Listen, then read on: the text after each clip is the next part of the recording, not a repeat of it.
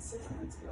All right, so my wonderful girlfriend went to North Carolina with her mom, saw the Biltmore, which is a very beautiful area. The hotel's gorgeous. They're known for the gardens. It's the biggest privately owned estate in America. 8,000 acres? 8,000 acres. 8,000 acres. And it's been around a long time. So these wonderful mom and daughter started their own distillery. They're getting recognized, or they end up just going to in that area? Where were you when you saw them? Oh, in Asheville. In Asheville. And North so Caroline. while she's visiting there, she came across them. They checked them out. It is part of the 1% of 100% female-owned distilleries, correct? Mm-hmm. Okay. In the U.S. In the United States. So if you happen to go there, this is definitely something to try out. They're focusing on gin. You'll see the different names. The Navy one really is an old recipe that's been around for a while. So it's like basically almost like a tribute in a weird way from back in the day. But the other two are definitely more modern, newer.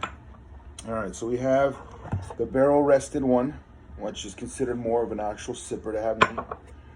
The Navy strength is basically a classic. And the American one, the way they use it, they use vapor infusion, so that you still get some of that juniper flavor, but it's not super dominant, allowing the other flavors to present themselves more. So we'll do the first one. These two obviously have some beautiful color in them. So when you see those little, they're not pure white. This one, with the way it is definitely clear. So I'm just gonna have a little bit of each. So I'm doing the unboxing here. See what you get. You can get this over there. It's boxed very well. You can definitely travel with it and not have any issues. I should have brought a knife.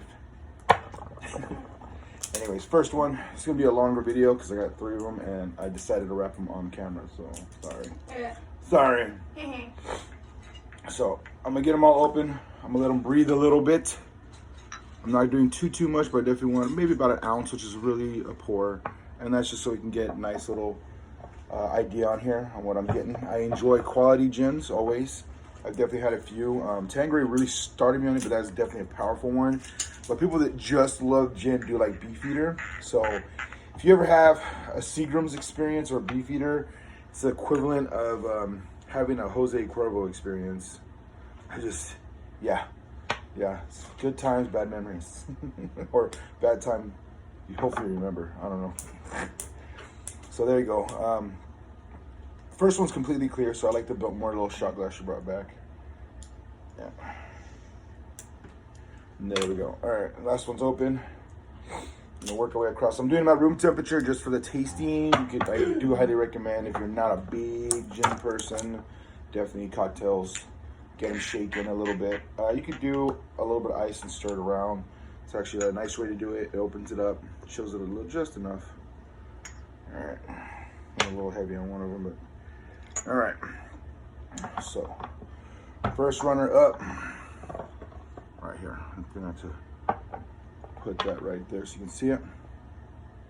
Now, with booze, liquor, don't just inhale with your nose. The alcohol will just snuff it out, and it gives like a little slight burn. So if you can't tell, that's a little open, and together it allows enough of the vapors to get in there. And I can definitely, it definitely smells like a quality gin. Juniper is there, but I'm definitely smelling other things and I'm not familiar with it. What was the main things they put in there, the American one? In the American, they just did an infusion, lots of citrus rose and citrus, I got that. And spice. Nice. I get a lot of the rose. I'm getting, it's like cleaner rose water. I'm not a big fan of rose water. It tastes like perfume. But this one, it's like a beautiful, like just the petal itself, the citrus peel, and a little accent of juniper, which juniper will trick your mind a little bit. It will resemble a lot of the citrus. It's very fruity in its own way because it's a berry, you know, so it has that little quality of fruit notes in it. So do be careful. Take a little time to enjoy it.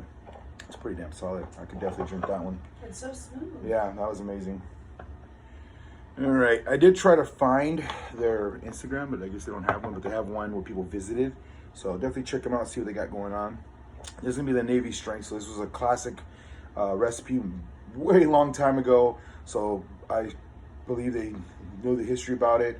And this was something that was very common. So the Navy were drinking a lot of gin back in the day in the Atlantic. So Lots of orange and Yeah, definitely. ginger with that It's one. like orange blossoms. That's crazy. Ooh, nice. And The Spanish juniper sweet definitely orange. Spanish sweet orange, and that juniper, even though it's more dominant here, that sweet orange is really just beautiful. Whew. That's definitely one I put in a cocktail because it holds its flavor. Just a quick side note: when people talk about Sky vodka, the person was not a fan of gin, but they wanted that flavor that was strong and stood out when they had the martinis, and it wouldn't get diluted. So gin is great for martinis. It's its original purpose, and Sky vodka is for martinis, not to be drinking straight. Just throw that warning in there. This is unbelievable. It's very potent, has a lot of complexity going on, but all the flavors keep going back and forth. It's very floral and citrus, but it's very pleasant, almost like you're eating a dessert that was infused, but then it has that beautiful alcohol burn. For me, I enjoy alcohol burn. I don't know why, I'm just a weirdo. But anyone that doesn't, obviously you're gonna want a cocktail. What cocktail do you recommend for the Navy strength? A gimlet. A gimlet, okay. And this one, she had it in old fashioned because anything that sits in a barrel can definitely be in an old fashioned. So some of the notes mellow out, but then a lot of the wood leaves other beautiful caramel flavors in there, obviously. And together, you can have this normally neat on the rocks, maybe water back, it's up to you. But do not feel you can't have a quality old fashioned or something, right? Ooh. Yeah, it's almost like like after you get all that smoke on you and you smell like campfire. That's beautiful. I love it. Oh, nice. Makes me want to go grilling. It's a timer for dinner. Don't mind that. Sorry. I was trying to stop it. Yep. You're good. It has that beautiful gin in there, but then it has that woodsy smokiness to it. So it doesn't really resemble the whiskey, but it has the qualities that you would enjoy in a good whiskey, probably even a Scotch. I imagine they only have. Well, do you happen to know what main grain they use?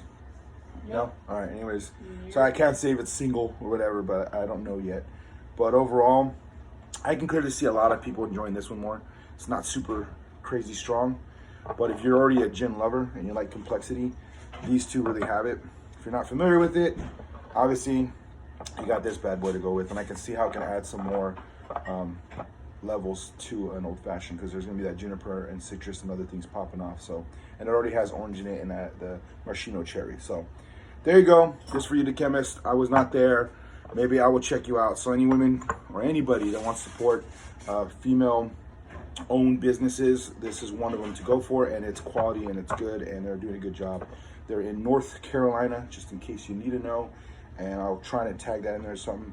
But if you just want to look at that, they don't send any to Texas because of our laws, so you might have to go visit them. But until then, I'm going to enjoy this, and you enjoy the rest of the evening.